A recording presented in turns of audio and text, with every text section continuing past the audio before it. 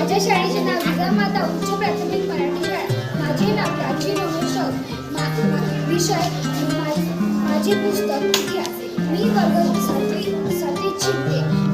श्री चक्रधर एक महापुरुष होते. ते एक चांगले परमेश्वर होते. त्यांनी चांगले कार्य केले. त्यांनी सर्वांना चांगला मार्ग दाखवला. चक्रधर स्वामी 13व्या शतकात त्यांचा पंथ काढला. त्यांनी त्या पंथाचं नाव मानव पंथ हे ठेवलं. त्या पंथाचे प्रचारक व संस्थापक चक्रधर स्वामी होते. त्यांच्या पंथात 5 ईश्वर होते. त्या ईश्वरांपैकी एक गुरु चक्रधर स्वामींचे होते. त्यांचं नाव गोविंद प्रभू होते. ते आधी रुद्रपूर येथे राहत होते. हे स्थान महानुभावाचे महत्त्वाचे स्थान होते. या पंथात श्रीकृष्ण, दत्तात्रय प्रभू, चक्रपाणी प्रभू, गोविंद प्रभू, चक्रधर स्वामी असे 5 ईश्वर या पंथात होते.